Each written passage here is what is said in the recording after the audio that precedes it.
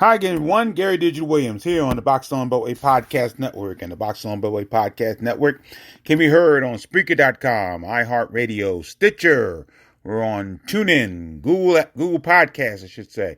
We're on Spotify, Castbox, and also many other podcast networks. You can find the Boxer on Beltway Podcast Network. Spotify as well. We're on Spotify as well. So again, number of Beltway locations you can find the Boxer on Beltway Podcast Network in numerous locations around the world, really, not just in the Beltway. Now, this week, we're going to do a number of things. We're going to talk about a big win for a young boxer on his way up. A guy that a lot of people have some very good hope for, including myself. We're going to go over the September schedule, which actually begins as we record this in a couple of hours, in all honesty. A couple of bouts that come up here on Friday, September 10th. And we're going to pay tribute to a number of legends this week. Number of legends that passed away over the last couple of weeks. And which means I'm glad I kind of held off on the podcast a little bit because these tributes can now be given. And I'm going to explain why this podcast is late, and also future podcasts may be late as well. There's been some big changes in my personal life, and I do want to share them with you. All right? Now, the Boxer on Beltway Podcast Network is brought to you as always by Real-Time Pain Relief. From boxers to ballerinas, for shoulder pain and muscle strain of it and everything in between, Boxing on the Beltway recommends Real-Time Pain Relief, the natural, plant-based, safe, fast, and effective ointment. You go to freepainoffer.com, buy $10 worth of Real-Time Pain Relief. You get a free $10 tube of Real-Time Pain Relief, now endorsed by two-time world heavyweight champion Big George Foreman. So try his knockout plan for Real-Time Pain Relief. Rub it on, the pain is gone in real time. For this past weekend, Sunday, September 5th, actually, Capitol Heights, Maryland super welterweight Trayvon Sniper Marshall, he scored a second round TKO over Macon Oiler de Silva of Concord, New Hampshire by way of Brazil. That took place at the Minneapolis Armory in Minneapolis, Minnesota. Marshall was able to get 2 body shots in, and he drops de Silva and got the bout start at 103 of the second round. Marshall is trained by one of the greats here in the Beltway, legendary trainer, and my fellow Hall of Fame inductee in 2012, Andrew Council Ward Council. 2009, Council Ward Council, and he trains him at the Triple Threat Gym in Lanham, Maryland. And Marshall remains undefeated, 3-0, 2 KOs. The Silver Wings winless at 0-3. So big win for Trayvon Sniper Marshall. And a very solid performance. And I believe that was on FS1, if memory serves me correctly, was on television as well. Big win for Trayvon Marshall. Now let's take a look at the September schedule, Beltway boxing schedule. Now, this will feature some interesting bouts, plus we also will talk about the first 2 cards that will be housed within the Beltway since February of 2020. Ooh, seems like a long time. Definitely, it is a long time. Now, unfortunately, though, those cards will be held on the same evening, so we'll see what happens there. But let's get over the card, and it actually starts tonight at the 2300 Arena in Philadelphia, Pennsylvania. There'll be 2 Beltway boxers facing off in a 6-round super lightweight contest. As Bowie, Maryland's Greg the Sharpshooter Outlaw, he will take on Edgar the Tiger Torres of Woodbridge, Virginia. Now, both men suffered tough losses, first losses on pros on a June 5th card at the 2300 Arena. Outlaw 8-1, 3 KOs, dropped the 6-round unanimous decision to Andrew Rogers, who was under 500. That was a really tough loss for Greg Outlaw. And Torres lost by first round TKO to Keyshawn Hutchinson. He's 8-1-1, 4 KOs. So it should be a good bout. Both men weighed in about 145 pounds. Outlaw 145.7. Edgar Torres at 145.2. So should be an interesting bout there. There's the headline at King's Promotions card. That'll take place at the 2300 Arena in Philadelphia, Pennsylvania. Also on this coming tonight, I should say, Oxon Hill, Maryland, Akeem Action Jackson. He's a junior welterweight from Oxon Hill, Maryland. He'll take on Rolando Vargas. Rolando Vargas, I believe, is out of Detroit. I'm not sure. And that bout will be That bout will be coming up tonight at the Motor City Casino in Detroit, Michigan. Akeem Jackson weighed in at 140 pounds, right, the super lightweight limit, while Rolando Vargas came in at 142 pounds. Both these guys' records are pretty similar. Akeem Jackson is 5-2, all 5 of his wins by knockout, and Rolando Vargas is 5-1, all 5 of his wins by knockout. He's coming off a loss that took place in last year as well. So we'll see what happens here. In this bout, that'll be at the Motor City Casino in Detroit, Michigan. It'll be Akeem Jackson's first 6-round bout coming up tonight at the Motor City Casino in Detroit, Michigan. So that's Friday, September 10th. Saturday, September 11th, Skyway Recreation Center in Oregon, Ohio. Columbia, Maryland super middleweight Ashton the Goon Sykes. He's slated for a 6-round contest against DeAndre Axeman Ware of Toledo, Ohio. Sykes is 5-5 with 1 KO, looking to break a 2-bout losing streak. His last outing saw Sykes lose a 6-round unanimous decision over Nadim Salam. That was on June 12th in Louisville, Kentucky. Now, Ware is 13-3-2 with 8 KOs. He's also lost 2 in a row. And Ware comes off back-to-back TKO losses to undefeated boxers. However, his last win was against previously undefeated Ronald Ellis. That was by a 10-round majority decision in February of 2019. So that should be interesting to see what happens there. That'll be on Saturday, September 11th at the Skyway Recreation Center in Oregon, Ohio. Ashton the Goon Sykes against DeAndre Axeman Ware.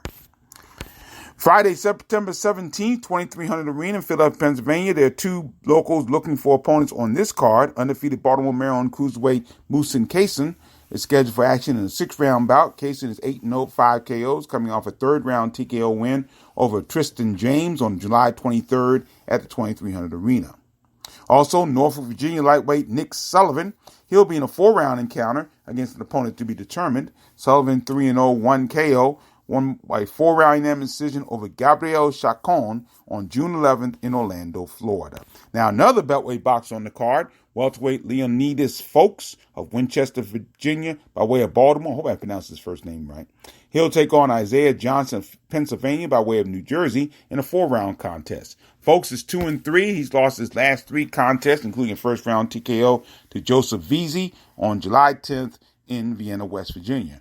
Johnson won his pro debut by first-round TKO in his last bout against David Lauriero on April 17th in Philadelphia. So that'll be actually 3 Beltway boxers on the card. 2 of them, Musin Kaysen and Nick Sullivan, looking for opponents. And I'm going to guess it's Leonidas Folks. He'll take on Isaiah Johnson. Then on Saturday, September 18th at the Sports Complex in Monroeville, Pennsylvania, Washington, D.C. heavyweight Nathaniel the Juggernaut Copeland. He'll make his return to boxing in a 4-round bout against DeJuan Galloway of Warrensville Heights, Ohio. Copeland's 1-1, 1 KO. He lost his last bout by first-round TKO to Musin Kaysen. That was in June of 2019 at Rosecroft Raceway in Fort Washington, Maryland. Galloway's 2-0, 2 KOs. He scored his first-round knockouts in both his previous bouts. Meanwhile, Baltimore welterweight Joshua Zimmerman. He'll be looking for his first win as he faced Mike Maverick Conway of West Virginia in a 4-round bout. Now, Zimmerman's originally from Hendersonville, North Carolina, moved to Baltimore.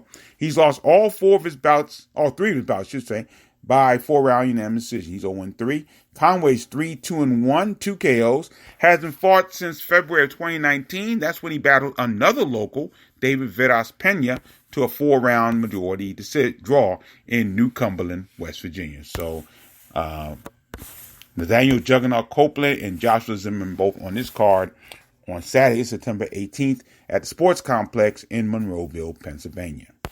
Now we come to the 2 cards in the Beltway, and both these cards will take place on Saturday, September 25th. The first card will be at, one of the cards, I should say, will be at Rosecroft Raceway in Fort Washington, Maryland. This will be a Signation Sports card that features a main event between Baltimore super bantamweight Dominic Crowder taking on Rob Diesel of Seattle, Washington in an 8-round contest. Now, Crowder, who's 9-0, 6 KOs, I've never seen him because this will be the first time that he'll be competing in the Beltway. Now, in his last outing, Crowder won an 8-round unanimous decision over Jesus Martinez on April 10th in Rock Hill, South Carolina. Diesel, meanwhile, is 14-7, 4 KOs. He's riding a 5-bout winning streak of his own, but he hasn't fought since April of 2019 when he won a fifth round unanimous decision over Gilberto Duran in Auburn, Washington. Now, a number of other boxers scheduled to be on this card. Waldo of Maryland welterweight Rashad Cold Blue Kilpatrick, 5-0, 2 KOs. Along with Akik Maryland featherweight Chamar Flowers, he's 1-0. DC Super welterweight Victor Williams, 2-0, 2 KOs. And debuting locals Kashif Muhammad Brown and Dwayne Holmes, both of Upper Marlboro, Maryland. And I've had a chance to see them in the Golden Gloves. Good, outstanding boxers. Should be interesting to see what happens there.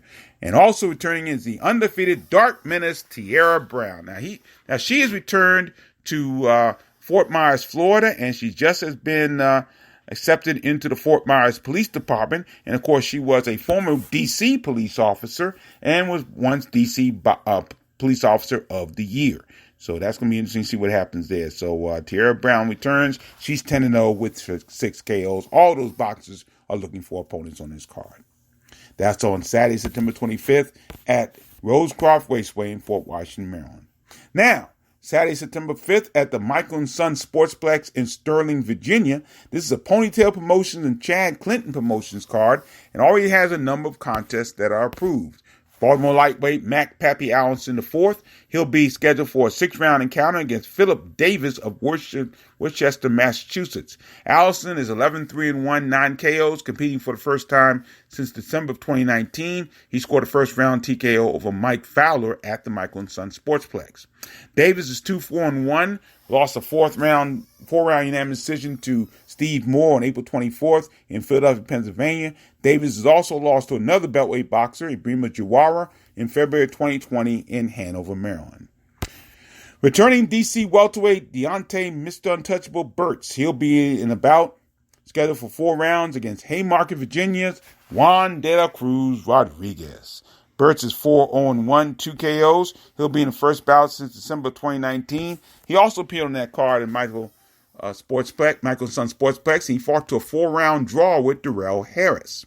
Rodriguez is 8-16-1 with 6 KOs. He's looking to break a 9-bout losing streak. That includes a 4-round unanimous decision to James Martin on October 29th in Philadelphia, Pennsylvania. So far, we've got Mac Pappy Allison against Philip Davis. All Beltway bout between Deontay Burts and Juan de la Cruz Rodriguez. Baltimore super middleweight Terrell Boyd will face Christian Torres of Johnson City, New York. That'll be bout scheduled for 4 rounds. Boyd is 2-0, 2 KOs, scoring first-round TKOs in both his contests. And Torres lost his pro debut to Malik Jackson, not our Malik Jackson, but another Malik Jackson, on July 30th in Windham, New Hampshire. So that's about this, scheduled for 4 rounds. Terrell Boyd taking on Christian Torres. Leesburg, Virginia, cruiserweight Calvin Menz. He'll battle the debuting Thomas T.J. Mottinger of Salisbury, Maryland, by way of Delaware. That bout is scheduled for 4 rounds. Menz is a native of Ghana. He's 2-0, 2 KOs, coming back for the first time since that December 2019 card at Michael & Son Sportsplex. We scored a 3rd-round TKO over William Brown. Now, T.J. Mottinger has been a fixture at the Washington Regional Golden Gloves. He's won numerous titles there.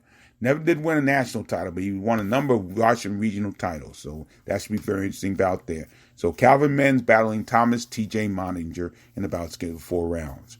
Also, Baltimore heavyweight Malik Titus. He'll make his long-awaited pro debut against Brandon Mask of Charlotte, North Carolina, originally from Maryland.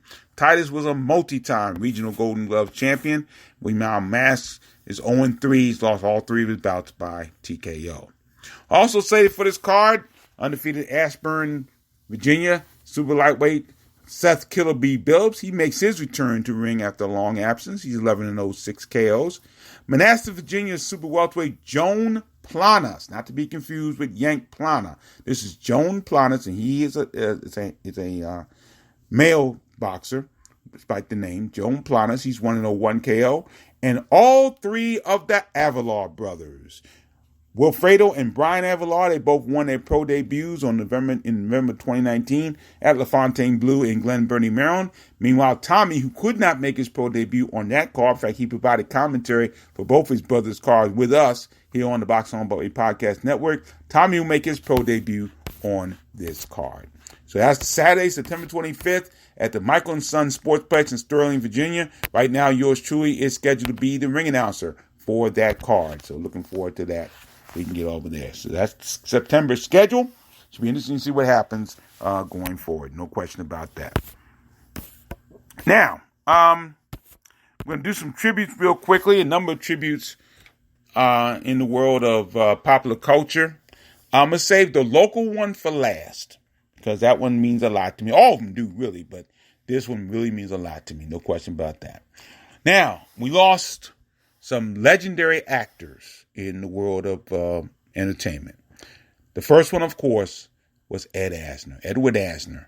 Oh, he was an incredible talent. Of course, he worked on all them shows throughout his career. A lot of great. I've seen a lot of great performances by him in many different shows, but he'll always be known as Lou Grant. First in the Mary Tyler Moore Show, which I believe is one of the great ensembles in comedic television. I mean, you look at Mary Tyler Moore, Gavin MacLeod, Ted Knight, of course, Ed Asner. You had Betty White, Cora Leachman, Valerie Harper. Valerie Harper. You had Georgia Engel, who played Georgette. It was just, and John Amos was there for a couple of years, and it was a fantastic ensemble. And unfortunately, early this year, of course, we lost Gavin MacLeod, who was also very, very famous as Captain Stubing in The Love Boat. But we lost him as well. And then Ed Asner did something that I don't think has ever been done. I don't think it's been done since. He took what was a comedic role into a drama series and did extremely well in that series as well. Of course, we're talking about Lou Grant. Lou Grant was a drama, and Ed Asner moved from Minneapolis. Now, of course, in the Mary Tyler Moore Show, everybody at WJM-TV in Minneapolis got fired except Ted Baxter, Ted Knight's character. And so that was interesting to see. So he moved out to Los Angeles and was the editor of the Los Angeles Tribune newspaper. And Lou Grant's show handled some very heavy subjects. And he had a great ensemble with that show as well. I mean, Mason Adams, Jack Bannon, Robert Walden, Daryl Anderson, and of course, Nancy Marchand. Oh, Linda Kelsey, can't forget her. And Nancy Marchand as Ms. Pinchon, who was the publisher of the paper. And Ed Asner was the editor. And they handled some very, very tough subjects back in those days. It was a very, very good show. No question about that. A total of 7 Emmys. That's how many Ed Asner won for Lou Grant. Number for the Mary Tyler Moore Show, and I believe 1 or 2 for Lou Grant.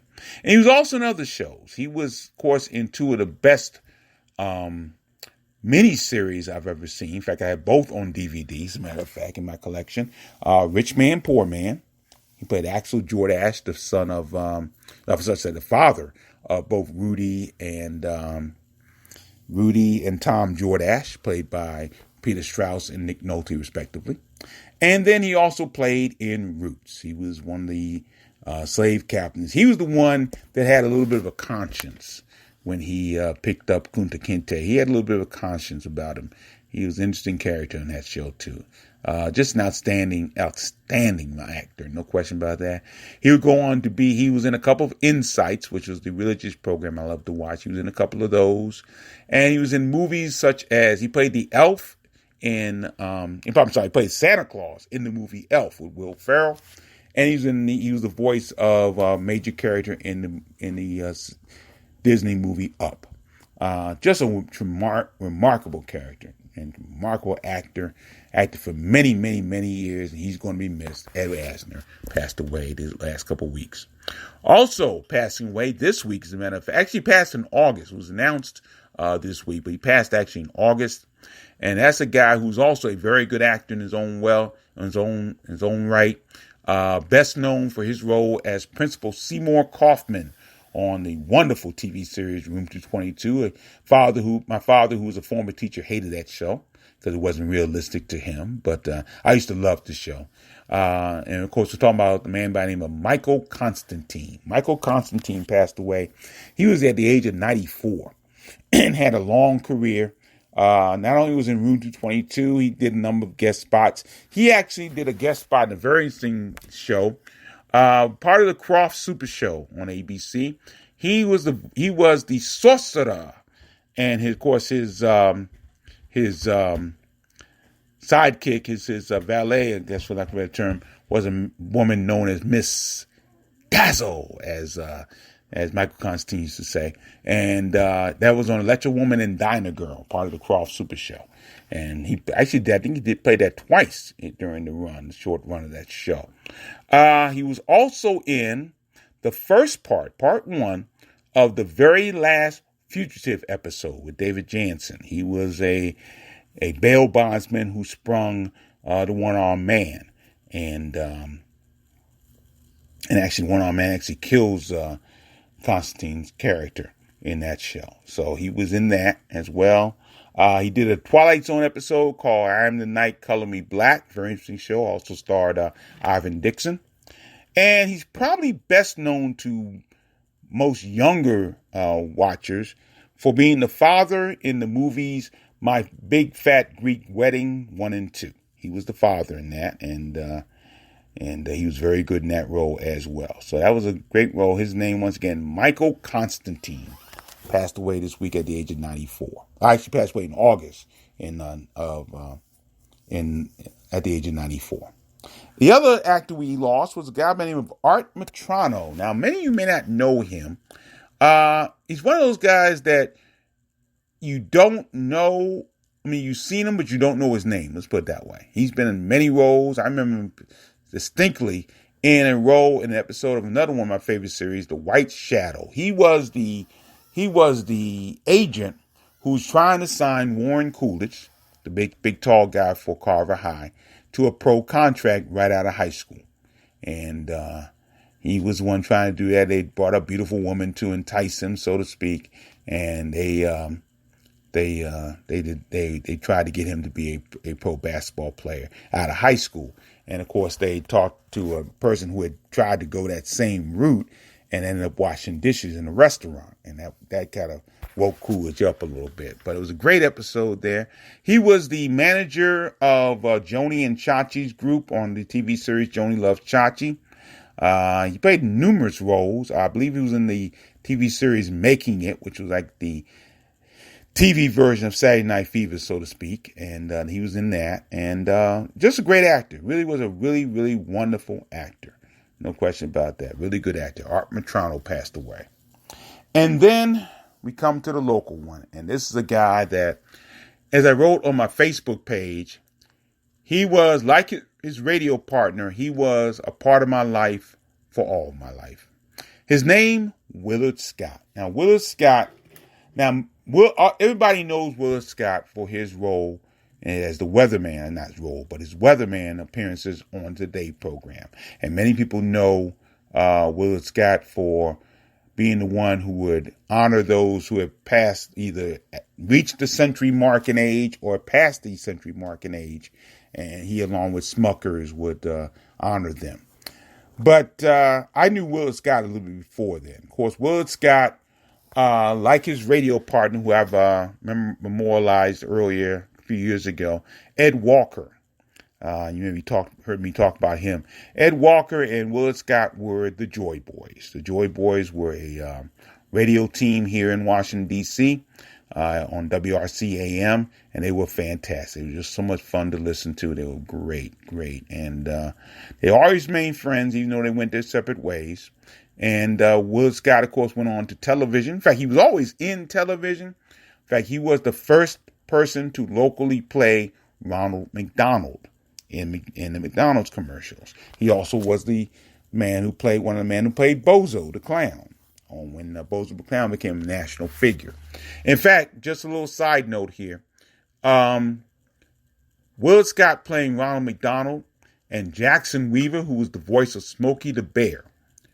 Of course, Jackson Weaver, one half of the great radio team, Frank Harden and Jackson Weaver, Harden and Weaver on WMAL radio here in Washington, D.C. Both were involved with cultural icons here from the Washington, D.C. area. And that was something that a whole lot of people can say, but it was great to see. But Willard Scott was on WRC TV many years, of course, with Jim Vance. And actually, there's a picture of him and Jim Vance. I believe it was Marty Levine. Bud Cates did sports and Will Scott on the weather. So he was a little before when Doreen Gensler got there. He was well before then. He had already gone to NBC into the Today program by that time. Ironically, though, here's the funny part. I didn't know. Prior to when Will Scott went to Today program, he replaced Bob Ryan, who was a legendary weatherman here in Washington, D.C., part of that group that stayed for years with Doreen Gensler, Jim Vance, and George Michael. And come to find out, Bob Ryan would take Will Scott's place here in Washington at WRC. So a very interesting situation there. It was very, very interesting to see that. But Will Scott was a cultural icon. No question about that. He had a lot of fun doing what he did. And he was fun to watch.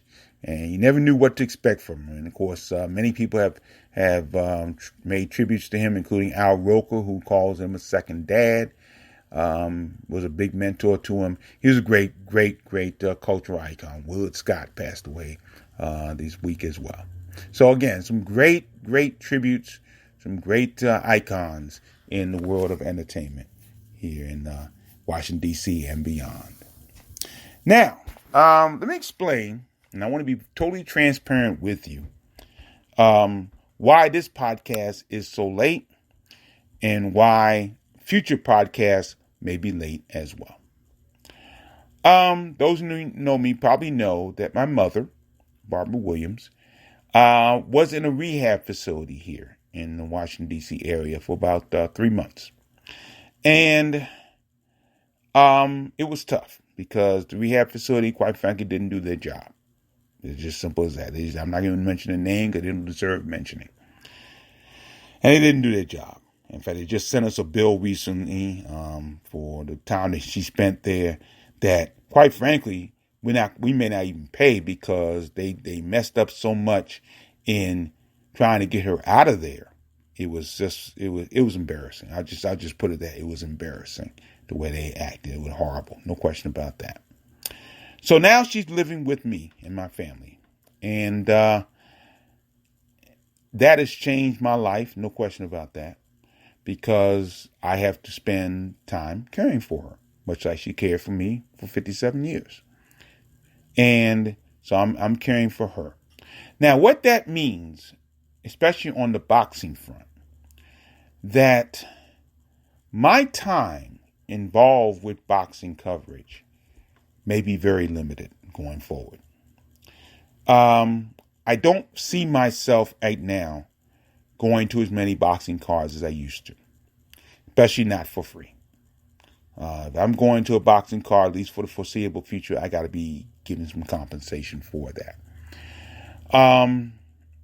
I cannot afford to go to a card just willy-nilly like I used to. I really can't. I don't feel comfortable doing that. So that's where it's going to be. Juan Marshall, who deserves the bulk of the load because he has done such a wonderful job covering the Beltway area alongside of me.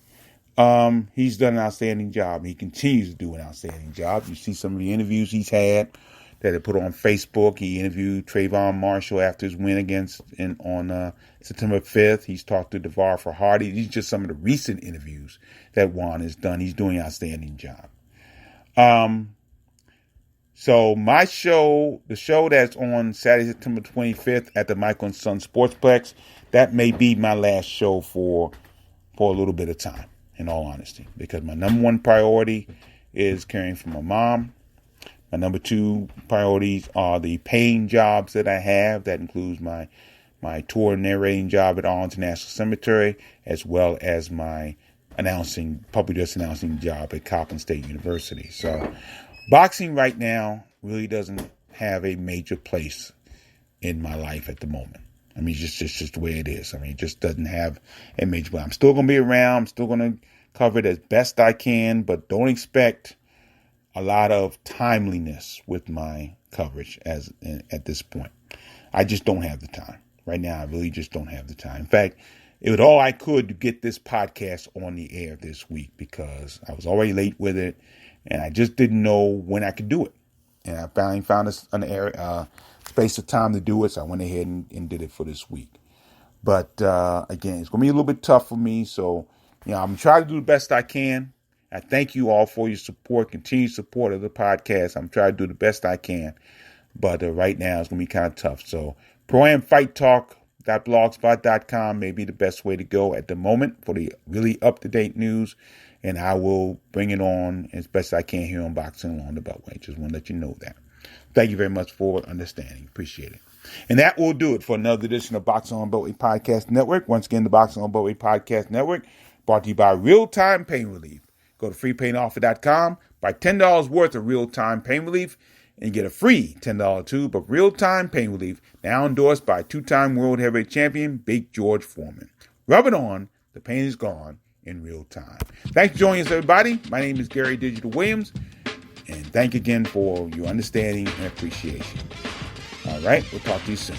Until then, thanks for joining us, and always remember to keep supporting the best boxing in the world, the boxing along the Beltway. Thanks for listening. Take care.